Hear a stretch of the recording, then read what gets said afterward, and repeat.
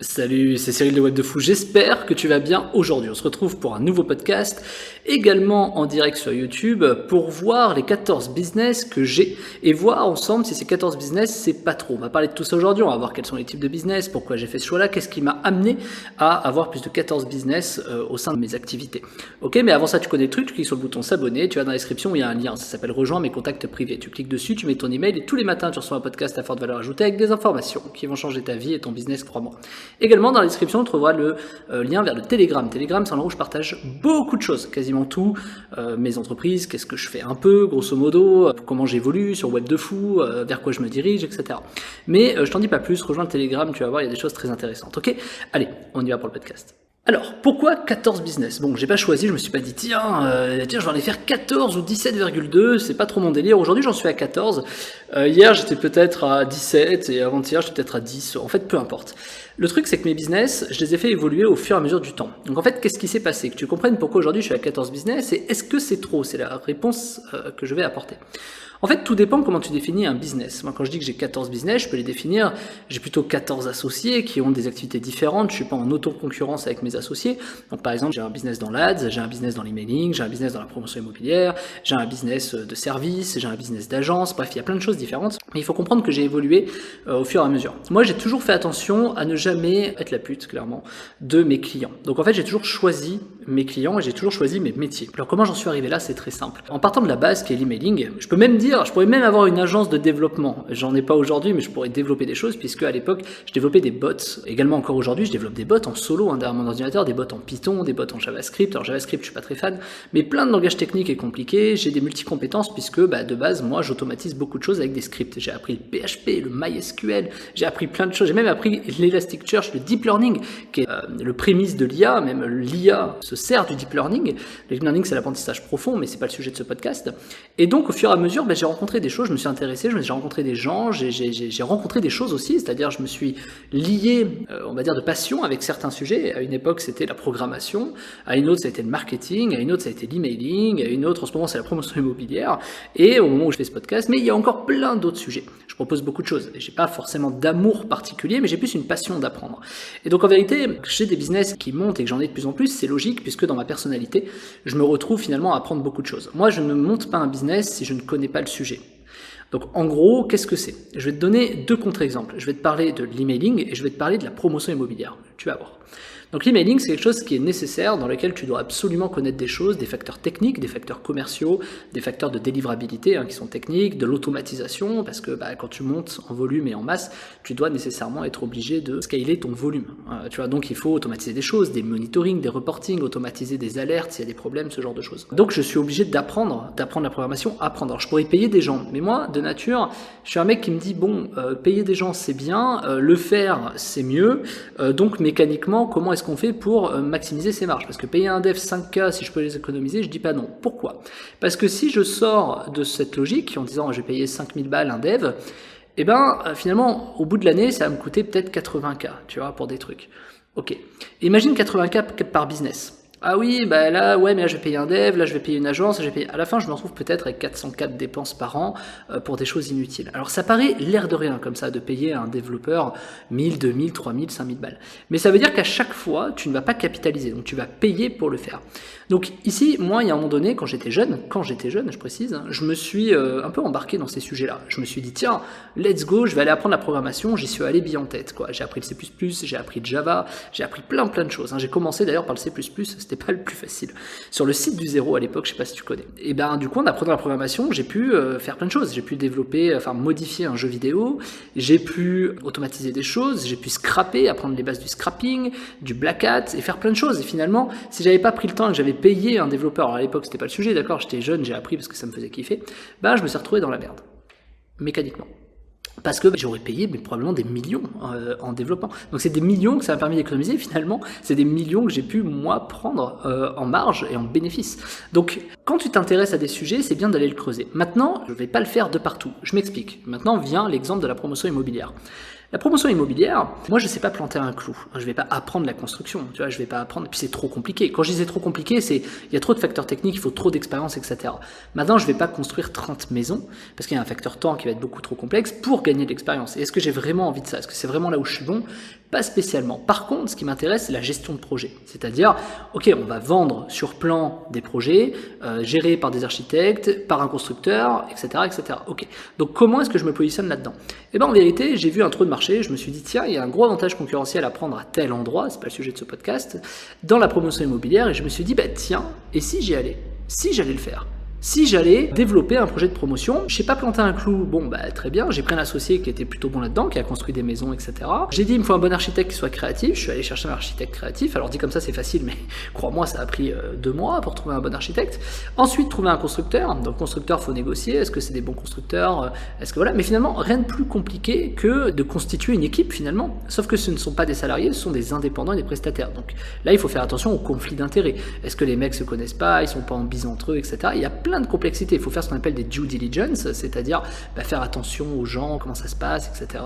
Pourquoi est-ce qu'ils ont déjà travaillé ensemble, est-ce qu'ils te disent non, est-ce qu'ils te mentent, ce genre de choses, tu vois. Il faut faire très très attention. Et puis pour piloter tout ça, nous on a fait le choix de prendre un project manager, c'est-à-dire quelqu'un qui manage le projet. C'est comme si je recrutais un chef d'équipe, clairement. Et ce chef d'équipe, finalement, c'est celui qui va piloter la construction, l'architecte, etc. Quand je dis piloter, c'est quoi? C'est que c'est lui, par exemple, qui va faire attention aux petits clapets dans la clim pour pas que ça fuit si jamais il y a un truc, qui va faire attention aux petits rebords, savoir s'ils sont bien faits, si on encastre les vitres dans le sol ou sur rail, parce que c'est pas la même qualité, le même machin, c'est lui qui va choisir et qui va dire ok, vaut mieux faire ça parce que, pour ça parce que, mais c'est moi, enfin nous, à la fin, qui décidons de est-ce qu'on prend le choix A ou B, mais lui, il nous expose les options. Et c'est ça qui est bien avec un project manager. Je le paye très cher, le project manager, parce que mécaniquement, pour moi, c'est essentiel si tu veux réussir un business d'avoir quelqu'un qui pilote le projet. Piloter le projet, c'est pas le superviser, c'est vraiment le piloter, c'est-à-dire être sur le terrain, etc. Moi, j'ai pas le temps, je suis businessman, je fais du web, je fais plein de choses, donc j'ai pas le temps. Par contre, j'ai mon associé qui peut le faire et qui va superviser le project manager qui pilote l'activité. Et donc, dans un cas comme ça, bah oui, clairement, je paye beaucoup d'argent pour quelque chose sur lequel je ne veux pas capitaliser. La différence, c'est que c'est beaucoup plus facile de capitaliser sur le web en faisant des erreurs. Ah, je me suis trompé dans le script. Ah, je me suis trompé sur ce produit, je vais en refaire un. Ah, je me suis trompé dans cette vidéo YouTube, je vais pouvoir la remodifier, la remonter. Tiens, je vais pouvoir changer, etc. Tu peux beaucoup plus réitérer les choses dans le web que dans la promotion immobilière. Finalement, tu peux pas réitérer les choses. Tu vois, enfin, je veux dire, il faut construire une maison, ça prend 1 an. Et on aurait dû faire ça, on aurait dû faire ça. Pas bien. Donc, je préfère prendre des gens et la payer de l'expérience pour que les gens le fassent. Dans la programmation ou dans le développement, en vérité, tu peux y arriver tout seul, tu vois. Après, voilà, est-ce que tu fais appel à des pros? Est-ce que tu fais pas appel justement à un project manager développeur, ce qu'on appelle un lead développeur? Tout ça, c'est des choix différents. Mais moi, j'estime que dans le web, aujourd'hui, tu as suffisamment de quoi faire. C'est-à-dire que tu peux réitérer beaucoup plus de choses. Tu t'es planté dans ton site web, t'en fais un deuxième. Je peux pas faire ça avec une maison, mécaniquement. Donc, c'est pour ça que je me retrouve avec 14 business, en fait. Pourquoi? Parce que à force de capitaliser, il y a quelque chose que là, je t'ai dit, qui a une valeur de dingue, auquel tu n'as même pas prêté attention. C'est, par exemple, tiens, j'ai choisi des partenaires dans la promotion immobilière. Super, ces partenaires, je peux en faire plein de choses. Un architecte, je peux me prendre pour ma maison perso, je peux le prendre pour des amis. Un architecte qui va me présenter d'autres constructeurs. Les constructeurs ont des investisseurs. Les investisseurs, on peut leur proposer des produits. Tiens, est-ce que j'ai pas des produits pour des investisseurs? Finalement, les constructeurs que j'ai rencontrés, peut-être qu'il y en a certains qui ont des clients qui peuvent m'intéresser pour proposer du service marketing. À l'inverse, le fait que j'ai fait des due diligence sur la construction, etc., j'ai rencontré des avocats, j'ai rencontré des cabinets d'affaires. Ces cabinets d'affaires, eux, je peux les proposer en tant que service à d'autres personnes, en apporteur d'affaires, comme de l'affiliation, mais je peux également apprendre auprès d'eux en voyant les différents cas, si eux veulent me le partager. Et donc, finalement, chaque partenaire qui ait une opportunité de business, une opportunité de service. Ce qui fait que si tu apportes suffisamment de clients ou si tu apportes suffisamment de gens pertinents à leur business, tu te retrouves avec cette logique de je vais développer du business, je vais m'associer avec eux puisque il va se passer plein de choses. Donc en fait, la force que je vais apporter, ça va être d'apporter des clients, un conseil, une logique de marketing toujours disruptive. Si tu me suis et que tu me connais, tu sais que j'ai toujours une façon de penser qui sort un peu du lot. Et c'est ça qui va créer de la valeur. J'ai trouvé déjà des solutions fiscales à des avocats fiscalistes, c'est pour te dire, et parmi les meilleurs, dans le sens où c'est des idées, je maîtrise pas la fiscalité, mais je comprends, je sais comment ça marche, et à force de voir des cas, je peux proposer de la valeur. Et soit on me rémunère pour ça, c'est un service, comme un consultant d'avocat, ou alors on divise des frais, des machins, des trucs, enfin tu vois, il y a plein de solutions en fait, les deals, peu importe. Et donc je me retrouve finalement dans beaucoup de choses, puisque pour avoir des emails, j'ai dû faire de l'ADS, de la publicité. La publicité, j'ai trouvé des gens comme moi qui étaient bons. Quand Facebook a eu des problématiques de bannissement de compte, j'ai trouvé des agences qui me permettaient de faire ça. Du coup, c'est des services, tiens, c'est une agence, je peux proposer ce service services à d'autres. Le fait que je propose ces services à d'autres, je me suis retrouvé avec les pixels de tout le monde. Les pixels de tout le monde, ils ont été alimentés. Le fait qu'ils étaient alimentés avec beaucoup de data, on a pu les louer à d'autres. Il s'est passé plein de choses. Dans la crypto, pareil, quand j'ai fait de l'argent en crypto-monnaie, j'ai des gens qui ont été très contents, qui m'ont référé à d'autres partenaires, qui eux-mêmes m'ont référé à d'autres partenaires, ce qui m'a fait créer un réseau. Ils ont eu des problématiques, j'ai dimensionné un service de cash-out via un tiers pour que les gens n'aient pas de problème avec leur banque, etc. J'ai dû trouver des subterfuges, donc j'ai fait appel à d'autres avocats qui devaient être spécialisés en crypto-monnaie. Il y a eu plein de choses. Du coup, ça m'a intéressé au montage d'incorporation, c'est-à-dire les montages fiscaux auprès des boîtes de crypto-monnaie. Bref, tu vois. Donc en fait, chaque opportunité est une opportunité qui donne une opportunité qui donne une opportunité. Ce qui fait que mécaniquement, je me suis retrouvé avec beaucoup de services. Et je te dis que j'ai 14 associés, 14 business et 15 associés pour la faire simple. Mais en vérité, c'est beaucoup plus. Je peux proposer beaucoup plus de services, tu vois. Parce que si vraiment je sépare toutes mes sociétés en produits, j'en ai beaucoup plus, tu vois. Par exemple, sur Web de Fou. Sur Web de Fou, je vends des formations, je vends du coaching. C'est très rare, mais je le fais. Je vends des packs, je vends mon temps, c'est-à-dire je vends des séances personnalisées, etc. Et donc, pareil, pourquoi je vends des séances personnalisées sur Web de Fou? Parce que la plupart des mecs qui m'ont pris des séances ont fini en coaching. Et c'est pas une question de les closer, c'est une question que finalement, une séance, ça suffit jamais vraiment, tu vois. Alors c'est bien, mais voilà. Et finalement, les idées, la valeur que tu donnes, moi, c'est pas stratégique. C'est si le mec a envie d'aller plus loin, je vais plus loin. Donc tu vois, limite, je pourrais même passer de 14 business à 30 business, en fait. Si un business de coaching, on considère que c'est un business. Si un business de consulting, on considère que c'est un business. Et c'en est un de business. Donc, tu vois, moi, tout ça, c'est jamais trop. Ce qui est trop, c'est à partir du moment où t'as plus le temps. Est-ce que j'ai le temps malgré 14 business et 15 associés? Oui, bien sûr que j'ai le temps. Et donc, comment je fais pour avoir le temps? Comment est-ce que je fais pour trouver ces gens-là? Eh ben, c'est tout le sujet de pourquoi cette semaine, je te propose ma formation qui s'appelle Club Privé Web de Fou. Alors d'ailleurs, je te dis une formation, mais c'est pas une formation, c'est un club privé que tu vas rejoindre dans lequel je te partage tout, mes chiffres, plein de choses. Je vais te partager l'avancée de ma promotion immobilière, quels sont mes choix stratégiques en email. Par exemple, je vais te montrer, tiens, aujourd'hui, j'ai travaillé là-dessus sur l'email, regarde, tiens, aujourd'hui, j'ai fait des rendez-vous de consulting, ce que j'ai délivré comme valeur, c'est ça. En email, j'ai fait tant de volume aujourd'hui, voilà comment je pourrais progresser. Il y a plein de choses. En crypto, j'ai touché ça parce que c'est un vieux projet qui machin. Tiens, j'ai fait mes bilans aujourd'hui. D'ailleurs, j'ai eu mon avocat qui m'a dit machin. C'est une sorte de vlog entrepreneur dans lequel je te propose beaucoup plus de valeur que des vidéos à la con. C'est pas le sujet. Et dans ce club privé, ce que je vais te proposer, et ce que je te propose déjà, c'est justement des résumés de mes journées et qui vont me donner des valeurs. Et le plus important, pourquoi je veux que tu prennes ce truc et pourquoi je vais t'inciter à aller payer ce truc-là, tout simplement parce qu'il y a quelque chose que je peux pas transmettre dans les formations ou en tant qu'entrepreneur. Cette chose que je peux pas transmettre, elle est très simple. C'est le fait de pourquoi je fais ces choix-là. Pourquoi j'ai choisi de faire de la promotion immobilière?